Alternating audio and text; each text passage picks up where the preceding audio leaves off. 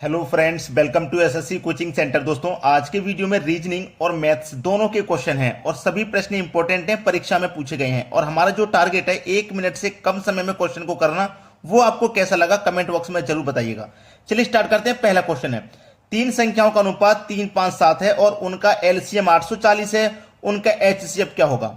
हमारा टारगेट है प्रश्न कैसा भी हो उसको 1 मिनट से कम समय में सॉल्व करना है। एमटीएस 2020 का ये क्वेश्चन है।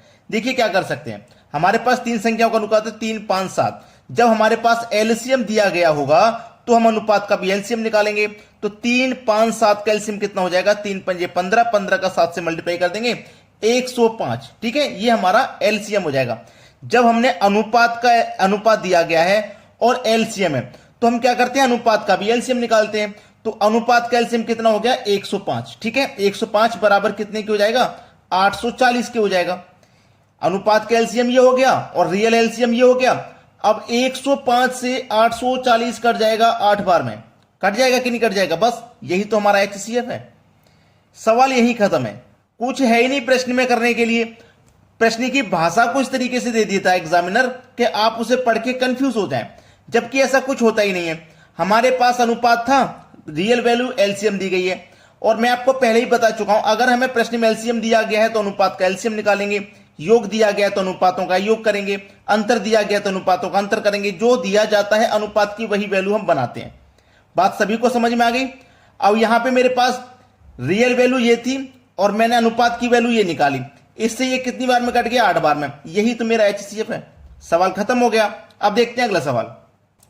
अगला प्रश्न है, रीजनिंग के नंबर एनालॉजी से यह क्वेश्चन लिया गया है। जितना आसान क्वेश्चन दिखता है उतना आसान है नहीं। एसएससी 2013 में पूछा गया सवाल। क्या कर सकते हो, 5 कमल पे 7 से करोगे 35 आ जाएगा, 13 कमल पे 7 से करोगे 13 सत्ते 91 आ जाएगा, जो कि ऑप्शन में नहीं है। जितना आसान दिखता है उतना आसान है नहीं, पहले ही बता रहा हूं। 5 से 35 बनाना है, कैसे बना पाओगे, देखिएगा।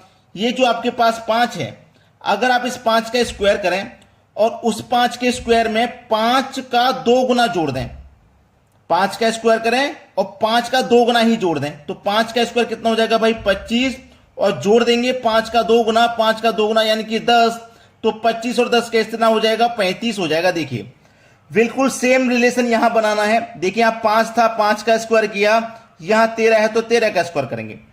5 का स्क्वायर करके 5 का 2 गुना किया तो 13 का स्क्वायर करके 13 का 2 गुना जोड़ेंगे, तो 13 का स्क्वायर 169 हो जाएगा और 13 का 2 गुना यानी कि 26 को हम जोड़ेंगे, 169 में 26 जोड़ेंगे 195 हो जाएगा। डी ऑप्शन हमारे प्रश्न का सही जवाब है। सभी को समझ में आ गया। 1 मिनट से कम समय में कर पाओगे, डिफरेंट क्वेश्चन है लेकिन तरीका हम आपको बता रहे हैं। अब देखते हैं अगला सवाल। अगला प्रश्न है 24, 48, 28 क्वेश्चन मार्क। देखिए एसएससी, सीजीएल, सीएचएसएल के लिए इंपॉर्टेंट क्वेश्चन 1 मिनट से कम में करना है। 24 का रिलेशन 48 से किस प्रकार है, उसी प्रकार हमें 28 का रिलेशन बनाना होगा। जितना आसान दिख रहा है उतना आसान है नहीं, फिर बोलूंगा। 24 का 2 गुना 48 होता है, 28 का 2 गुना 56 होता है, तो 56 यहां पे नहीं मिलेगा। दूसरा तरीका यह भी दिया गया है कि 2 का 2 गुना दिया गया है और यहां 4 का 2 गुना, तो यहां पे भी अगर मैं ऐसे ही करूंगा तो 2 का 2 गुना 4 हो जाएगा, 8 का 2 गुना 16, तो 416 ऑप्शन में होना चाहिए, जो कि ऑप्शन में नहीं है। तो देखिए जितना आसान दिखता है उतना आसान है नहीं। अब बनाएंगे क्या, आपको क्या करना है, इन दोनों का यहां पे अंतर कर लेना है। तो अंतर करेंगे कितना आ जाएगा, 2। अंतर करेंगे कितना आ जाएगा, 2। तो इस अंतर का इस संख्या में यानी कि 24 में आपको मल्टीप्लाई कर देना है, तो 24 दूने का 48 हो जाएगा। देखिए बिल्कुल सेम रिलेशन यहां लगाना है, दोनों का अंतर कर देना है। अंतर कितना आ जाएगा, 6। तो जो अंतर है उसका रियल वैल्यू में यानी कि रियल संख्या में मल्टीप्लाई कर देना है। जैसे अंतर का रियल संख्या में यहां मल्टीप्लाई किया, ऐसे ही अंतर का रियल संख्या में यहां मल्टीप्लाई कर देंगे।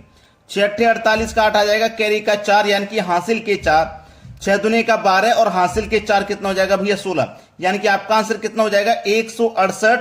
पहला ऑप्शन बिल्कुल सही जवाब।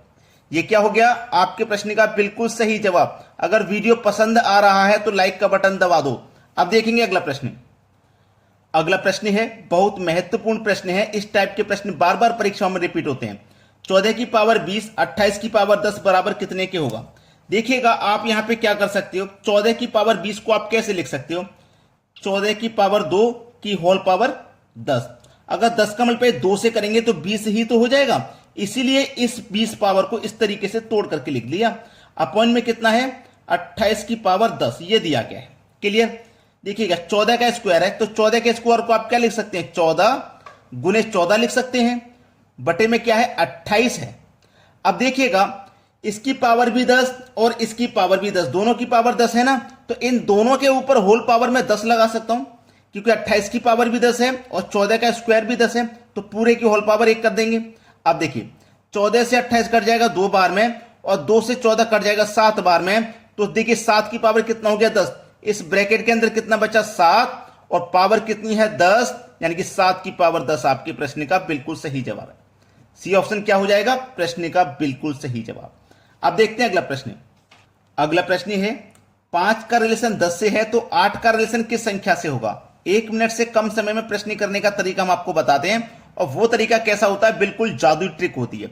बिल्कुल हम आपको क्या सिखाते हैं, जादुई ट्रिक। और ये जादुई ट्रिक सीखने के लिए आप हमारे चैनल को तुरंत सब्सक्राइब कर लीजिए क्योंकि रेगुलर वीडियोस हम बिल्कुल इसी प्रकार से लेके आते हैं जिसमें 1 मिनट से कम में आपको क्वेश्चन करना है।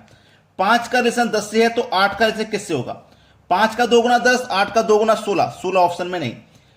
एक तरीका मैंने अभी आपको बताया था उसी पे आधारित है लेकिन थोड़ा सा चेंज है। 5 से 10 बनाना है तो अगर मैं 5 का स्क्वायर कर दूंगा तो कितना हो जाएगा भैया 25, लेकिन चाहिए तो मुझे 10। अब 25 आया है, चाहिए मुझे 10, तो इस 25 से 10 कैसे बनेगा, तो इस 25 में क्या क्या मिला आपको, 2 मिला और 5 मिला, दोनों का आपस में मल्टीप्लाई कर दोगे तो देखिए 10 मिल जाएगा। सेम लॉजिक यहां लगा दीजिएगा। 8 है तो 8 का स्क्वायर करो, 8 का स्क्वायर होता है 64।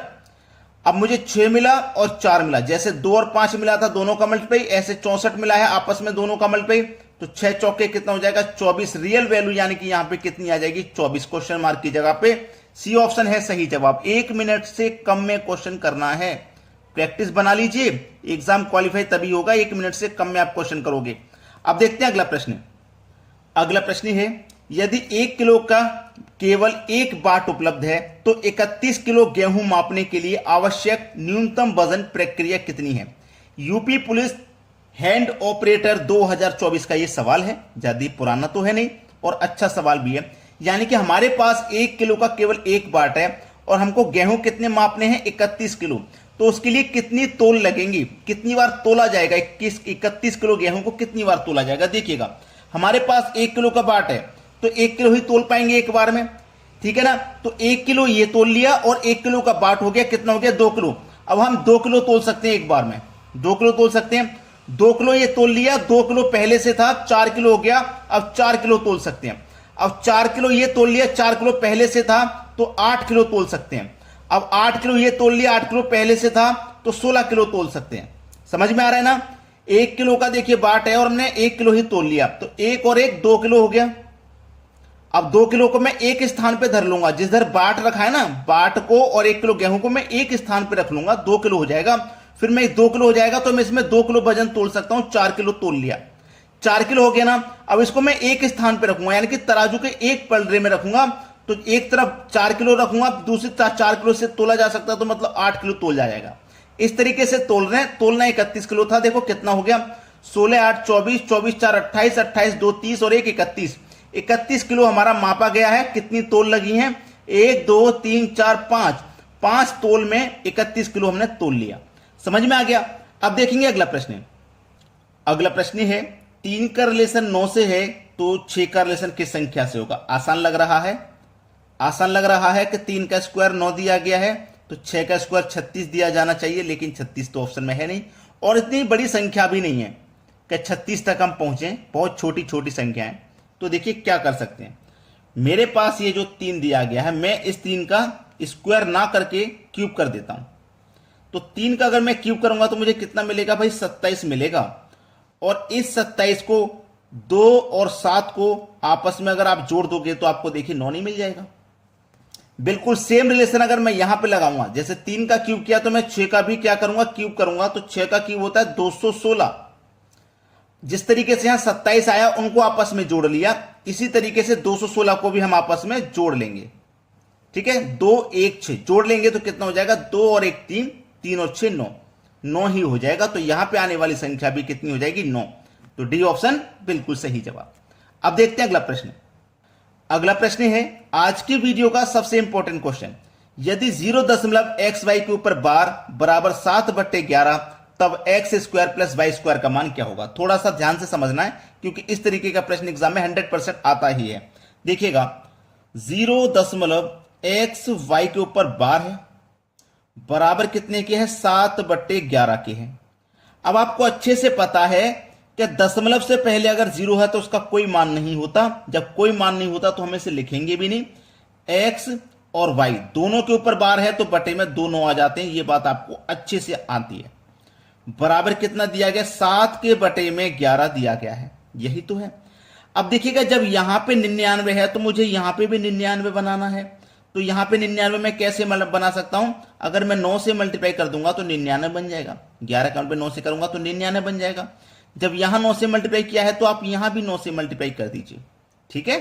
तो ये क्या हो गया x y अपॉन 99 है बराबर 7 9 63 और इधर क्या है 99, यही तो है। अब देखो इधर भी 99 इधर भी 99, तो बराबर में देखिए 99 से 99 कट जाएगा, नीचे नीचे कट जाती है संख्या।